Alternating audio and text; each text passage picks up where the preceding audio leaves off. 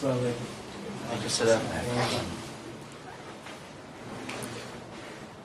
we gave this talk various names, from Imarat to Dawla and the markets. So it's a combination of these things. The intention was to sort of give to sort of bring back home the different things we've been speaking about over the last 2 days. So what I'm going to ask first is that this concept of Dawla is something new to me that I've really started looking into since I read Sheikh Abdul-Qadir's book Sultaniyya, and he talks very much about it. So what I'll do, I'm going to ask the retired to read from the Sultaniyya just something what Sheikh Abdul-Qadir says about this Dawla, this Islamic polity. The Islamic polity is called Dawla. The term appears only once in the Quran, but as always with the divine revelation, one word can have enormous impact and effect on the Muslim society. For example, the one word of command, take, in relation to the sadaqah of zakat, indicates that it is not given wealth, but wealth that is assessed and taken by the zakat collectors. This in turn implies the authorizing presence of a governing leader. This permits us to say that it is a nucleic word containing the whole structure of the movement of finance among the Muslims. Dawla derives from the root dal alif lam, and it means to change periodically, to take turns, to alternate and to rotate. It also means to make victorious and to let triumph. It also means to exchange, to circulate, to take counsel, to pass round. Allah, glory be to Him, says in Surah Al-Hashr, in the ayats that Hajj Abdul Samad has just recited, whatever booty from them Allah has given to His Messenger, and you spurred on neither horse nor camel in its acquisition, but Allah gives power to His messengers over anyone He wills. Allah has power over all things. Whatever booty Allah gives to His messenger from city dwellers belongs to Allah and to the messenger, and to near relatives and orphans, and the very poor and travellers, so that it does not become something which merely revolves between the rich among you. Whatever the messenger gives you, you should accept, and whatever he forbids you, you should forego. Have taqwa of Allah. Allah is severe in retribution. In these two astonishing ayats, the Shaykh continues, the whole dynamic of the Islamic financial practice is laid out. From it we derive the following. First, the necessary activating factor of the movement of wealth is the presence of the messenger. May Allah bless him and grant him peace. By extension, this implies the Caliph, for he then stands in as a substitute for the messenger. May Allah bless him and grant him peace in authority. Notice that the ayat confirms firstly that Allah gives power to His messengers, but then He adds, over anyone He wills. Second, it establishes the given that the Muslim polity has a constant obligation to jihad. Despite the tragic use in Palestine, Chechnya, Kashmir, and the list is long of the term jihad by the Muslims who were in fact fighting for their land, either stolen or under attack from the kuffar, while they have the Quranic authority to do so, this is not jihad. Jihad is to fight the kuffar in the way of Allah, following their rejection of the invitation to enter Islam, with the intention that they should submit and then hopefully accept. The kuffar, in Clausewitz's classical definition, said that war was politics continued by other means.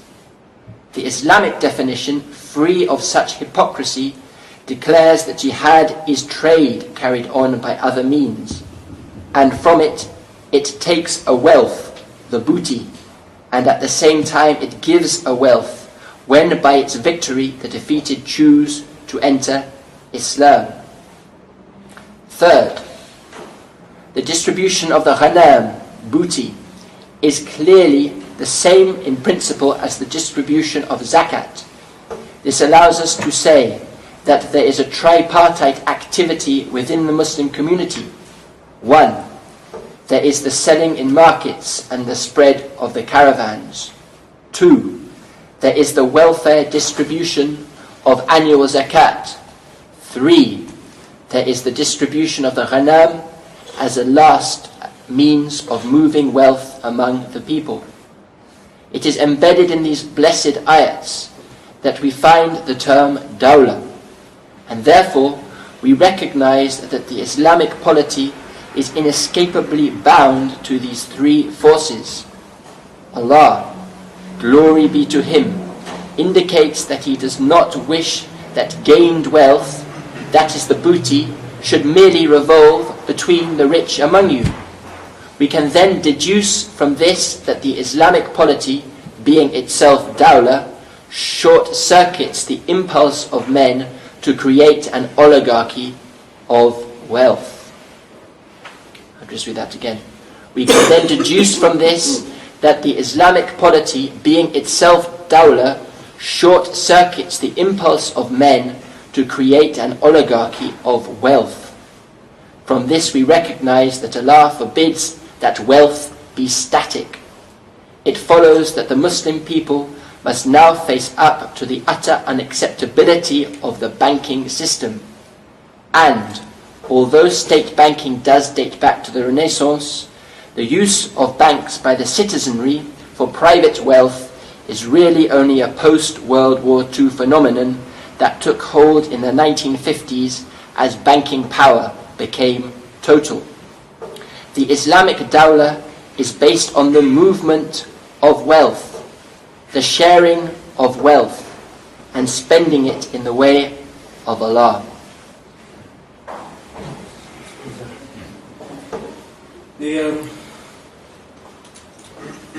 What we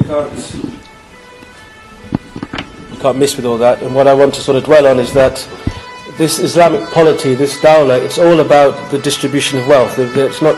That's the key thing. It wasn't about the land and the size of the land and even the borders. It all centered around the distribution of wealth and the acquisition of wealth. So when we recite in the Nasir Dua, we ask for this polity, we ask for Allah to establish the deen by us and through us and with us. It's this that we ask for, this Islamic polity, this Dawla, which means having the zakat, the booty, the jizya, and trade all in place. And that's what we need to establish. The physical borders sort of come with that. What and implies the jihad and the ghazwa and things like that. So what I wanted to before that, to follow on from that, one other thing that struck me just recently in the last few days, which sort of cemented what I was going to talk about, one or two people came to me, and I also had my own thoughts about the young people and about how the young people who sort of follow us, how they see the programs and things that we've been involved with, or why they have or have not got involved, or why they have perhaps not felt inclined to take things on in the same way that maybe their parents have or the older generation have.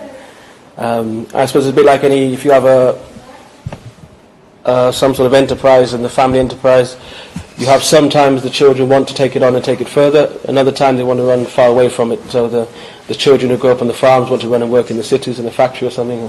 and things like that. Others want to take it on because they appreciate it. But it just struck me that the young people, and all of us, are faced with the forces of kufr. And if we were to sort of step back and describe them, I mean, how would they describe the current state of affairs? It's a time when children were not safe. Every time you turn on the TV, some child has been killed and abused and things like that. Usury is rampant. People are sort of drugged, if you like, by entertainment and things like that. So if you step back, it's strong. What not just the young people, but all of us are faced with, are very strong. These industries that sort of dominate entertainment, arms, pharmaceuticals, if you like, drugs, which is, whether it's the legal drugs or the illegal drugs, it's all the drug industry. And then, of course, the banking and finance industry. And we shouldn't underestimate the influence they have. I mean, all our children know the names of pop stars and football stars and things like that. And it's like this quick way to, whereas sort of Sheikh Abakada talks as the quick way to Allah is through the Ism al-Azam and the praying in the night and the duha prayer for the kuffar, and we're influenced by this too. It's like the quick way to wealth and way to desire is the national lottery, or becoming a football star, or becoming a singer on pop stars or something like that. So it is enormous what the young people and all of us are faced with. So I realised that we have to package what we do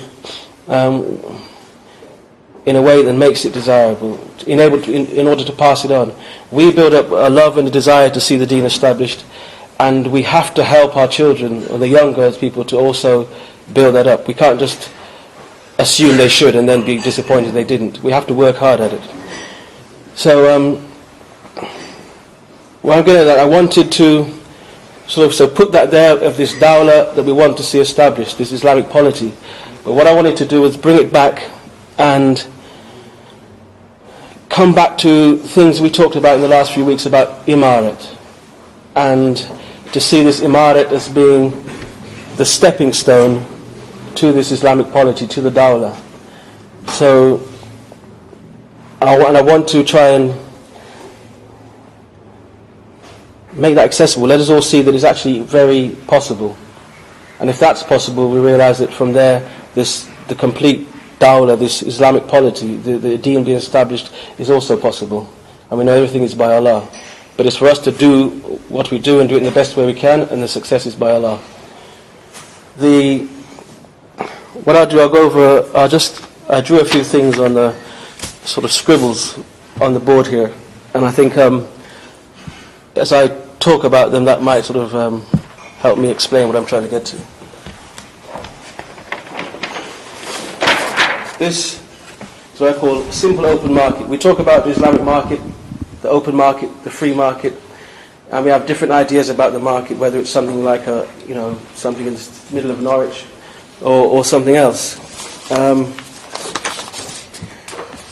The market, we said earlier that, or Hajj Abdul Halim, when he spoke about the Imarat, mentioned that the market was part of this Imarat. So first of all, before going to the model of the Imarat, I just wanted to talk about a market, just to put a concept of the market in our heads, just to show how it's possible. Obviously, for a market, we need space. In my mind, I'm picturing, for example, across the road, the old chocolate factory. They're about to knock it down. They're about to build something there, whether it's shops and hotels. They talk about casinos. But it's not inconceivable that we could have actually got hold of that property, one way or another, because we have projects about acquiring or getting the control of land and so on. So it's possible we could have, maybe by Allah, we could have got to a place and been presenting a project to the government or to some sponsors that we might have been able to sell to them. So I just wanted to talk about some of the features of this market. If we were given the sort of carte blanche to design it, other things can go in it. For example, I've got here business an administration services centre. Just a place where the offices, basically. Offices, telephones, access to the internet. Everybody can come there, make phone calls, do their trade and get business going. It's just one aspect of it. We have here a courthouse, of course, so if there are any problems on site, someone's there to deal with it. Anybody has disputes over transactions with each other. Got here fruit and vegetables and other food stuff. Every market's going to have that. So we put it right in the middle there. That's a sort of thriving market. You all can picture that, people coming in and out and buying fruit and veg, a pound of this, a pound of that. This space here, the business centre, if people know Sackville Place, for example, where we had an office before, maybe something like that, so something to picture it with. The fruit and veg, we understand, we could even think of the middle of Norwich market, fruits and vegetables, that's a typical market. I have here white goods and other household goods. So white goods meaning, the fridges and freezers, electrical, things like that. What do we say? PC World or something, one of the big PC World stores on the Ring Road. So maybe we stick that in the market as well, something that size. And it can all fit over there. Got here container and bulk trade depot. Container just means that big container trucks can come and offload their stuff. In fact, at the back of this chocolate factory, they did have a space at the back where you could actually offload containers, because obviously a big factory like that had all kind of containers coming in all the time. So we need this somewhere where people can bring bulk goods in and offload them, and people can even come there and do sort of massive trade, when they want to buy a container of something. It all happens right there. Got clothing and dry goods, so we're talking something like Next or something like that, or John Lewis's, okay, maybe both of them combined. Something of that nature. Again, this is our market over there, all possible. We have here warehouses, workshops and storage. Warehouses obviously to store goods, workshops where people make goods who want to work close to the market. Perhaps Sidi Mohammed Meddings or Suad or Asi or someone like that, they would have their workshops right there next to the market. So when they make it, when they're ready to sell, they just go into one of the places and sell. I've got here, right at the end of the market if you like, the livestock and slaughterhouse. Obviously need a bit more space for the livestock. And why I've got it right at the end of the market is because we talked today, there was a word that was used, which I can't remember the term, where the cattle is stored for zakat. Say it? Imam. So perhaps that would extend, all that property would extend and sort of impinge on the market there. So we leave that, so that's why we have it there. Auction, and there's a cattle market down on Hall Road. So people have an idea, I think people may have seen that. It's not that big, got all the pens and so on, so it's manageable. So I've taken my shirt. Very hot. So here we've got the auction. I don't know if anybody's been to like Aylsham Rooms, a few miles outside of Norwich. They have an auction every Monday. All kind of things goes for sale. Everything goes for sale, from livestock to, that's why the connection there, to household furniture, farm goods, everything. Regular auction. So this is sort of a simple market. Where you have it and so on will determine, other people have other ideas that goes.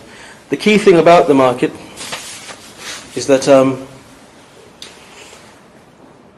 in all these shops, in let's say this Next place here, instead of it all owned by Next, we could have 50 or 100 people selling those things in there. So every little stall, every little set of sort of rack of clothes and so on, instead of it being owned by one big Next store, it's all individual people selling their goods or their family selling it. You still have the change rooms, still have the lights, still have the carpets. It just means everybody can make. Someone makes 2 dresses, they can go there and they can sell it. And you can just say men's clothes there, children's clothes there, change rooms there, but it's accessible to everybody. So that's the concept of the market. Okay? Yes. I mean, basically the whole thing. That's the would run like that. The key thing is that, for example, the warehouse and workshops, you can charge for that. We charge people for using them. The other things, it's free for people to sell. People don't pay to sell. We can charge people for using the slaughterhouse, We can take commission off the auctions. We can charge people using the business centre. We won't charge them for the courthouse. And we charge them for using the workshops and the storage. So there's plenty of areas that can actually finance the market. But the key thing is that it's free and everybody has a chance to sell. So the market, as we know, is like the mosque. So everybody has access to it. Everybody can gain wealth. No restrictions. So that's the key thing of the market. Yes. So you've got the container and water trade. I've got the... You had on some other talk earlier, you mentioned traders who were travelling paid 10. Non-Muslims. Non-Muslims. Non-Muslims. Right, okay. It's kind of a partner. So would that be incorporated into that? Oh. When they came to the market? Definitely. I mean, whether we obviously there'll be some sort of administration, whether it's in here or attached to the courthouse, there'll be some administration. So obviously someone has to oversee it, that everybody obeys the rules of the market. So definitely, so that's another source of income. Okay? Presumably you could have it supported by work property as well. Yeah, we'll come to that. We'll come to that in the next one. So this is like an ideal, as in this is our own area, it's not a rented place, therefore you're not paying to have the space. Put it this way, ideally it's our own area, it's our own property. I mean, this could work, this concept could still work in a rented place, I mean, it just means more income.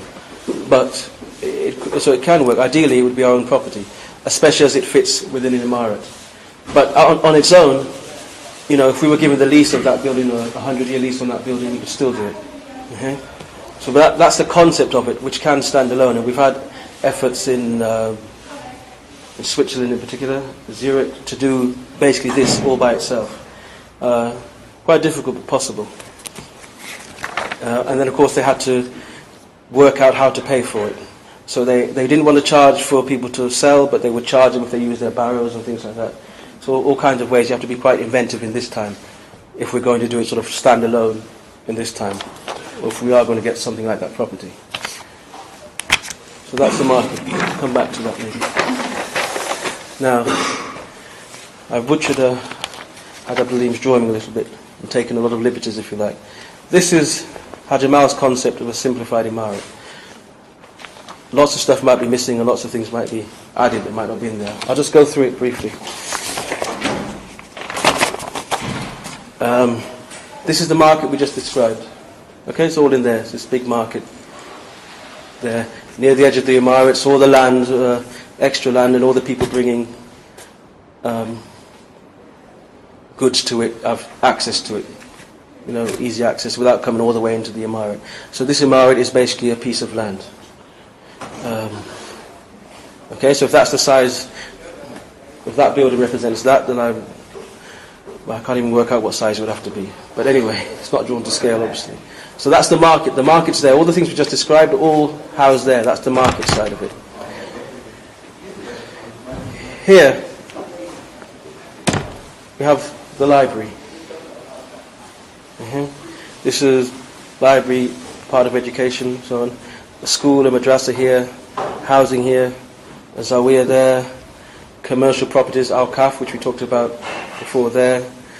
Got a bathhouse there, a little public bath, a clinic, a soup kitchen, housing, a transport depot. We're going to help transport around the Emirate and transport overseas.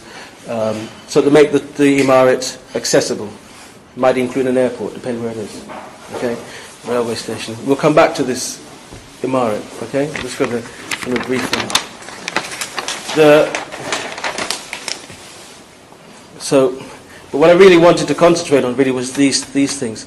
I call them areas of activity, and what I want to get to is to say that rather than we can concentrate on the Emirate, the physical structure of the Emirate, and we may be given the land and we may be able to build the buildings and have the physical Emirate, but of course that's no good unless we actually have the activities to fill these places. So what I wanted to concentrate on here was to actually talk about these areas of activity and how that then sort of translates into the Emirate, if you like, the Emirate of activity, if you like, to go then with the Emirate, the physical Emirate. I've gone for trade being a key area of activity, there must be trade, there must be education, worship, social welfare, and health. These are broad terms which we'll work with. When we go into detail, we can modify them or change them and see the reality of them. But if we follow this line through, if you like, in order to establish trade, I wanted to look at these sort of institutions that we need for all these things. So for trade, we really need to have the guilds in place. The guilds, people working together in guilds with masters and apprentices. And we have to have the caravans, people trading, bringing wealth in, back to the community, if you like. So we have to get these things going, regardless of whether we have the emirate or not. It brings trade, it brings wealth to us. The reality is that often people we see as, we have a thing where sometimes people in different communities say, well, they're the people of Sharia and we're the people of Hakika, or, you know, they're the people who look after the sort of things like the mosque and the teaching, and we have to go out and earn wealth so that we can bring it back. But the truth is, it never happens that way. It's the people of the path, the people who get on with all these things are the ones, if you like, who have to bring the wealth in. They're the people of trade, the people who, you can't divorce yourself from the whole thing of the worship and then say you're going to trade and bring it in. It doesn't happen. The way you go about the trade and the things you do, and having the knowledge of how to trade, as was spoken about, knowing what the fiqh of trade is, what you can do and what you can't do. If you don't take that on, it doesn't happen. It has no benefit. It just becomes a family project. It just becomes a very personal thing. And we have to get away from that. So we have to pursue the guilds and the caravans and teach people how to trade. In terms of education, it ties in there. We have to have apprenticeships. People as part of their education. And we have to have what we call teaching circles. So we have to establish these things. Regardless of the physical location, we have to establish these things. It's a duty to us. So we have to have teaching happening. And we have to have, if you like, apprenticeships. In terms of worship, we have tariqah. We know the different tariqahs. We have, in our case, we talk about a living sheikh and having the Darqawi tariqah. I was sort of stuck for a word here to talk about worship, but I put the salat and the zakat. If you like, well, we have to establish the prayer and establish the zakat, and that's worship. And so, again, that may force us to find a place to pray and so on, but we still have to establish the prayer. And establishing the prayer, we know, means not just praying by ourselves, but establishing a place and a time and a person to lead the prayer. So that is, we talk about worship, an indication of the things we have to establish for worship. Social welfare, so it's this looking out for everybody, if you like. It all came up today in the zakat. It was all about that, wasn't it? It was all about distributing wealth and getting it into everybody's the hands of the people who need it. We've also got here the jizya. It was mentioned today as well with the zakat. And in the whole thing about the Dawla. The jizya, again, it takes wealth and it comes into the community. And we know it means that the people of the book pay the jizya and then they're exempted from certain things. But again, it's all about the distribution of wealth. Of course, there's the booty and all these other things we talked about. But they're indications. The zakat, the obvious one, the farj. Jizya is too. And then I talked about, the other area was health. Meaning we need physicians, and practitioners. People who can treat people and people who can look after the health of others. So that's an indication of, and of course none of these things happen, these people don't get there without education and all these, everything's tied in. It's all tied in. But these are sort of broad areas. Let me come down. And this is the bit now that sort of ties in with the what. When we have these things happening, I think then we are now in a position to talk about the buildings. And not only that, we'll talk about it with some authority. And when we talk about the concept of emirate, it will make sense to us. For the trade, so we talked about the market, the business centre, and I've got here just establishing trade routes. So that's part of the guilds and the caravans going out. They have the particular trade routes that we travel, or places that people from here go to and do their trade. For the education, we have the madrasa, a library, and again the workshops, because we said apprenticeship, so there have to be workshops. Okay? Of course that ties in with the trade as well, workshops, but we've got it here. With the worship, we know we need the mosque to establish the prayer, we have to establish the mosque, and we have the zawiyas. The moment we use here sort of like a mosque and a zawiya. For the zakat, or the social welfare, should I say, housing, people need to live somewhere. Transport, people need to travel. Have things like soup kitchen and bathhouse. Soup kitchen being this place where food is served, basically. What always springs to mind when I talk about the soup kitchen is the Red House. For those who were at the Red House some years back, when there was a big school a few miles outside of Norwich, and we had I think it was like a 2-week program, and every day we had the coffee breaks and the lunch breaks and the dinner breaks, and it was just there. Everybody came. Whoever was around came and ate. And they realised that, yes, I could see, for the first time I could sort of see how a soup kitchen would work. That everybody gets fed. There's no stigma to it. Everybody can eat there. I suppose if people can pay, they can pay and leave money there. But of course, we'll come back to that. I suppose the truth is it will be funded by a waqf, which we've spoken about. For the health, we need the clinic, giving advice and treatment, and a hospital. When I talk about the hospital here, what I'm thinking of, others may have a different idea. I went to the new Norfolk and Norwich hospital recently, and I actually liked the accident and emergency section. It was very, very much standalone. You came in with something wrong, they dealt with it there and then. It wasn't the whole thing of going to the ward and either waiting to die or something. It was a different thing. It was like action. That was where you came in for something and they dealt with you there and then. And the clinic's a separate thing. So I wasn't talking about the whole concept of the whole hospital, but particularly that side of it. That struck me. So all this now, then these, if you like, are all impinged, and they all become places that are in the Imarat.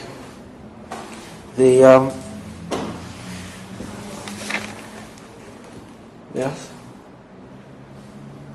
And then, if you like, I'll say finally, to finish, what I want to then talk about is what here in Norwich, what we're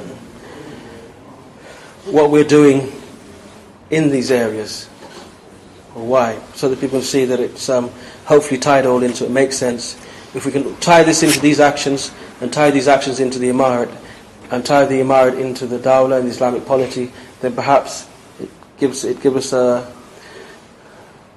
if you like, a hope, a real understanding, a real belief that the deen can be established. And it becomes, so we say it with a real jidd, if you like, a real meaning, and we ask for it with meaning, because you see it's possible. We've established Open Trade Network was set up to be, if you like, an organisation promoting free trade. It's what we use to promote the dinar and the dirham and free trade contracts, not just with the Muslims, but with the non-Muslims.